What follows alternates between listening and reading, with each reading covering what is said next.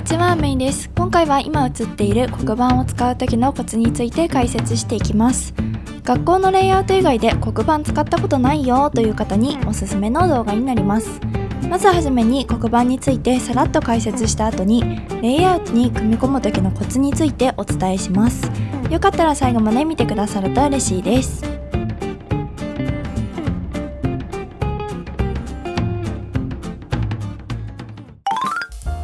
まずは黒板についてです。黒板はリメイクしてない状態だとこんな感じです。リメイクは数学と語学の2種類が選べます。今のが数学ですね。数学は茶色ベースで落ち着いた色合いです。次が語学のリメイクです。先ほどは茶色ベースでしたが、こちらは白ベースですね。雰囲気によって使い分けるのもありだと思いますが、正直黒板のこの部分があるから使いにくいんですよね。黒板に必要な部分は上だけあれば十分ですから。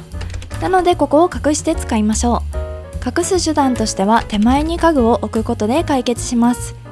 置くものの候補としてはこの5種の家具がおすすめです。右に行くほど少しずつ背が高い家具になります。一番便利なのは仕切りカウンター H じゃないかなと思います。種類が一番豊富なのと可変性が高いからです。黒板の手前に置いただけでは写真を撮った時などにいらない部分が見えてしまうので、手前に置いてさらにその手前に家具を置きます。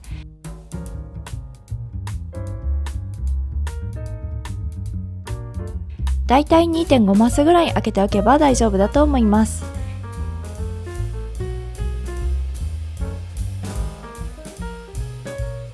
これ以上まっすぐに進めないように行き止まりにすると黒板の下部分があまり見えなくなります。横から見ると不自然なので、ここは実際に飾り付けながら解説していきます。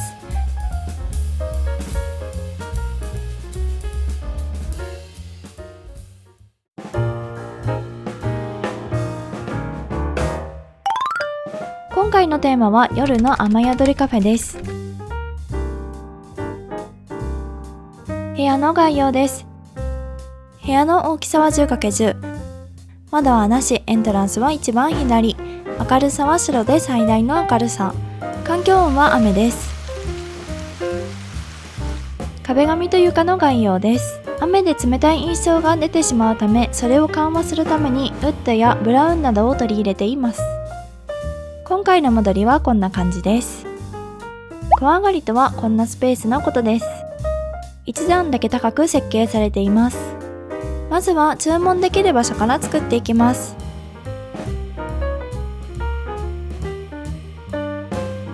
黒板の手前に仕切りカウンター H を並べます。黒板をよく見ると微妙に後ろに空きが出てしまうので、本棚などで隠します。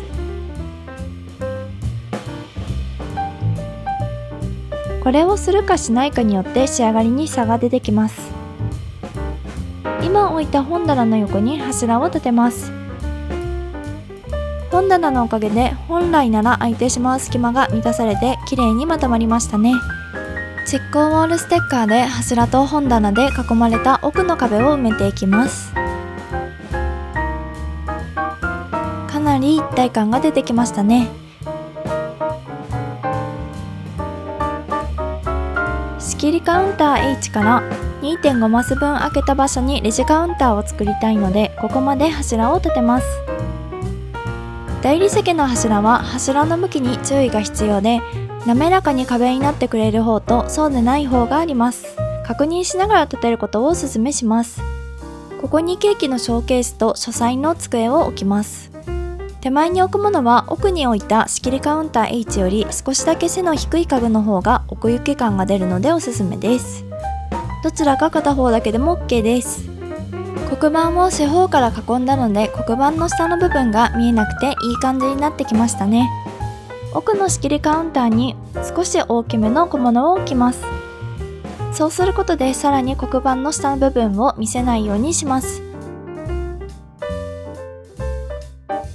さらにカフェっぽくするためにこの上の部分を飾り付けます。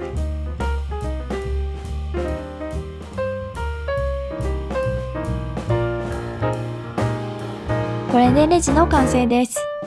今回は部屋の真ん中にレジを作りましたが、左右どちらかに寄せても OK です。次は小上がりを作っていきます。展示台を敷き詰めていきます。半マス空いた隙間に本棚を詰めていきます。次にこの小上がりに上がるために小さな階段をつけます。階段っぽくなりましたね。次は窓をステッカーで作っていきます。先ほど黒板の後ろに貼ったステッカーの前レザも窓にしていきます。正面の窓が完成しました。次は左の壁を飾ります。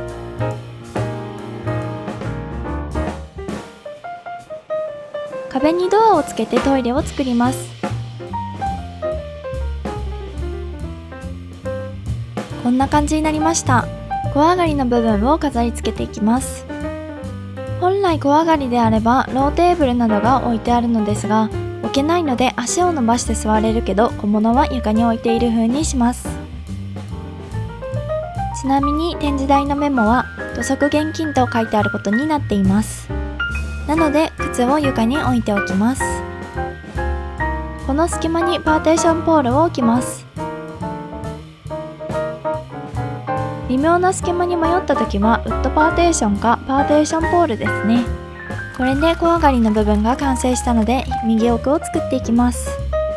奥に商品棚を2つ置いて手前に天蓋付きカウンターを置きます。一つの家具みたいで可愛いですね。ここはお土産を買ったりカフェグッズを買ったりできる場所です。なので宣伝用のポスターも忘れないようにします。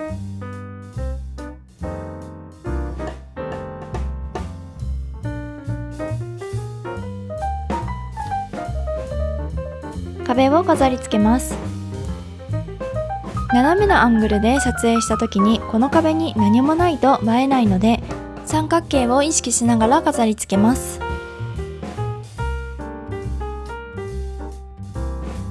これでグッズ販売コーナーの完成です。次は飲食スペースを作ります。夜にやっているくつろげるカフェなので座り心地の良さそうなソファーにします。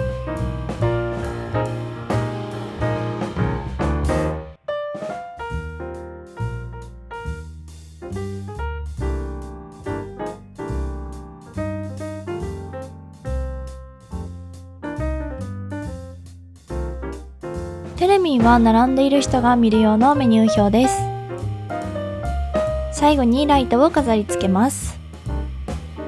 これで全て完成です。黒板がカフェにしれっと馴染んでいますね。